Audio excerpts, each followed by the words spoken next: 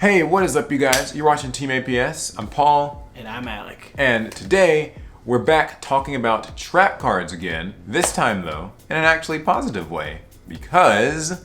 the traps are back. The traps are back. Trap cards do seem to be making a resurgence in Yu-Gi-Oh! And it's in a pretty interesting way. But first, a word from our sponsor, us. Because we've got new playmats up at Inked Gaming. That's right, several new designs. Team APS designs, they include Larry this time. And thumbnail designs. Oh, wait, dropped the wrong one. There we go. Yeah, so we decided to have a little bit of fun with the playmats. If you guys want to pick one up, they're over at Inked Gaming. Use the code APS10 for 10% off. All right, trap cards. Now, it feels like not long ago the conversation was... Traps are bad. Traps are, they're dead, They're right? too Like slow. it's too slow. If you're going second, you can't use them. If you're going first, they don't help you. They're They not don't good gain enough. advantage. You know, and all of the traditionally powerful trap cards seem to have been phased out. No more Mirror Force, Torrentials, Bottomless. And the game has moved towards more combo-centric decks, and as we've all known since throughout Yu-Gi-Oh's history, traps aren't good in combo decks. Yeah, but that has been, we've been singing a different tune recently because traps definitely seem to have been making a resurgence in a number of different ways. And I think, it may have started with things like evenly matched, impermanence, that type the of thing. hand traps. But nowadays it kind of just extends across the spectrum. So, what would you say is the biggest things just like right now in terms of trap cards? Searchability. That is everything for traps. Salamangreat. Oh, I can never remember which ones. Roar, right? Yeah. Roar, Rage, Orcust, Crescendo. or I thought it was Climax. I don't know why I thought it was I Climax. think it's a different card. And Fogblade too, I guess, if we're on that topic. Searchable traps are hot. Yeah, and that's a big thing because a lot of people used to say like, well, these trap cards, you can't search them, they're slow. But if you're able to search your traps on your first turn, Oof. that's kind of huge. I mean, that means that you can guarantee that you'll see them, so they are worth running. And Orcusts are able to, get like Crescendo and Fogblades. Salamangreats can get Roar and Rage, and that's huge. I mean, that's really everything. It means you actually are getting a guarantee that you'll be able to use the said traps. And just think about it in an efficiency standpoint. In like a lot of our decks, we use like 1, 2, 3 monsters to make one negate. Well, a single trap is at least an interruption, and we'll usually use up 3 cards trying to make one interruption. Like, traps are efficient. Yeah, they can be really great for card economy. I mean, just look at like Orcus setting 3 traps in their first turn. I'd say another really big point for traps is the hand traps that we mentioned before. Evenly Matched is probably the best example. Also Infinite Impermanence and even Red Reboot. I hate them. So these are all cards that, they kind of break the rules of traps because you can activate them from your hand, but they can still be set and do get some different applications when you do.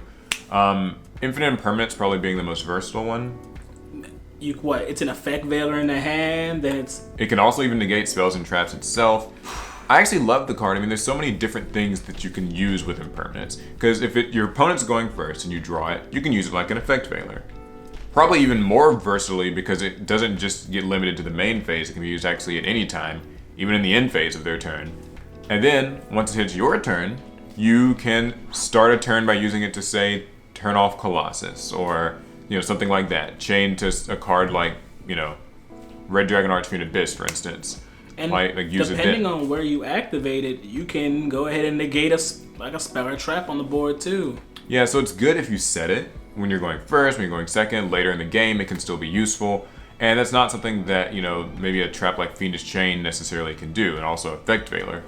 It does make Fiendish Chain look really awful. Yeah, I mean, it's a shame because that was also a really good one. And of course, we all know about Evenly Matched. It makes going second a breeze sometimes. And it's extremely strong too. You can set the card, though you generally don't actually want to. It's probably best if you just use it from your hand. Hold it in your hand. That's so weird. You don't want to set that trap. Don't just hold it. Yeah, it is odd. And then there's Red Reboot, which is kind of the anti-trap trap. Blows them all out. Yeah, it's a really strong trap that I think is actually well balanced. because it's useful for like shutting down maybe an Altergeist or Paleo deck, but For a turn. only for a turn. If you're not able to kill them, they're actively rewarded for you actually using that by getting another trap. I think that's really cool. So God forbid they have anything else to protect themselves with. And then a new trend, a trap that, you know, wasn't super expensive when it first released, didn't get a whole lot of attention, but then suddenly shot up, is Trap Trick. Oh. Yeah, this one's The huge. trap searching trap. Yeah, mostly used with Artifact Sanctum, probably the most popular use for this card. It changes the game, but we like to use it with other cards like Torrential Tribute. Yeah, and that's the thing actually. I think that Trap Trick has a lot of potential to be used with other traps. You can use it with Torrential Tribute, you can use it with Mirror Force. Those cards don't see a lot of play now, but I mean, I think there's definitely some potential for them to with a card like this. Speaking of Mirror Force, I just want to mention Mirror Force Launcher. We can search Mirror Forces. Don't forget that. It's actually crazy to me that you know, a card does exist that can search Mirror Forces. Like, it's not played really, but there is some potential for it to be. You can be the one. You can be the first person. And then there's also sort of just a lot of different stray traps. For instance, Crackdown. It's a new one. So powerful. It's like a weaker Snatch Steal, which is necessary because Snatch Steal proved itself to be too busted. You know, it's a chainable Snatch Steal though. Oh, so maybe more broken. Yeah, very useful in a number of matchups for taking problem cards. I hate it because I play Thunder Dragons and I can never keep my own Colossus. Yeah, you can take pretty much anything that's giving you trouble, and that can open your opponent up for like an OTK. It can switch control of the board when you take that Colossus. Now they aren't able. Because it only negates activated effects, so any monster with a continuous effect, it will apply that effect, but now to the opponent. Yeah, so that's very strong.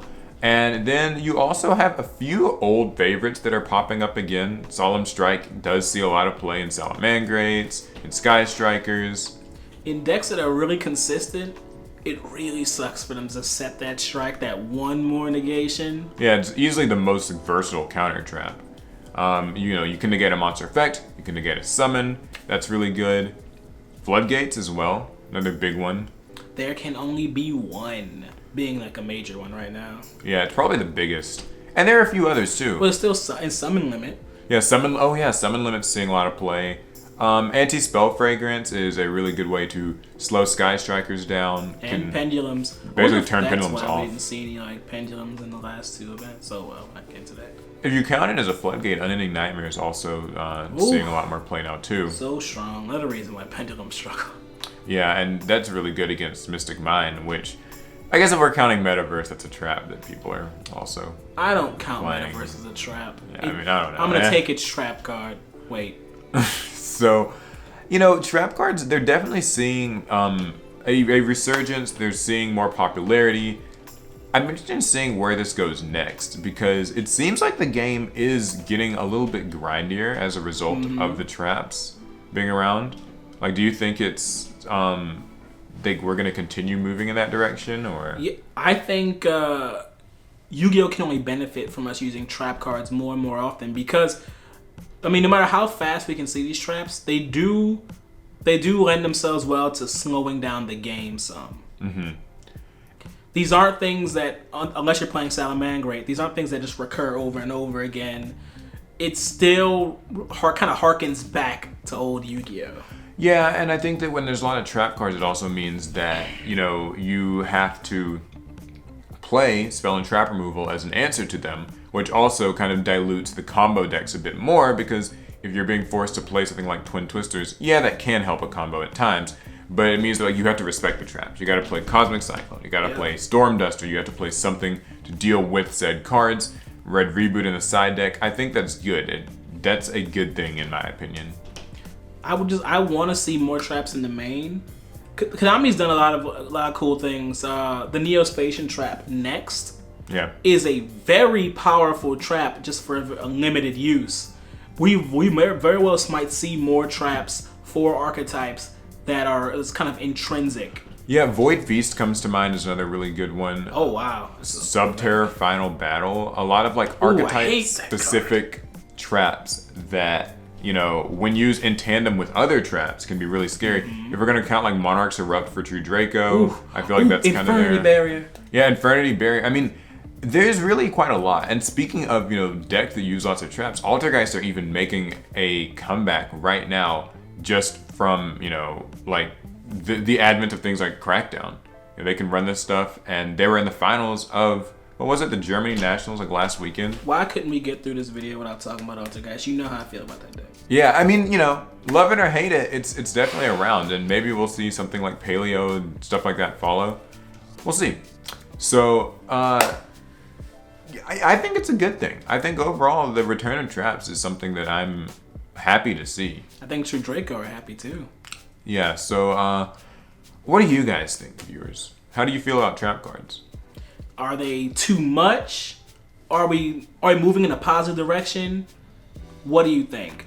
Do we need more counter traps? Do we need more just normal chainable traps? Yeah, where do you want to see it go? Let us know down in the comments. And more floodgates. That's what we need. Yeah, I'm sure no one would have a problem with that. That's a good thing. Yeah, so let us know down in the comments. We'd love to hear it. And that is going to be it for the video. Remember, of course, to check out Inked. Get our new sick playmats. Team APS playmats. I dropped the right one, but it was upside down this time. Use APS 10, get the discount. And that's going to be it. We'll see you guys in the next one. Pass turn.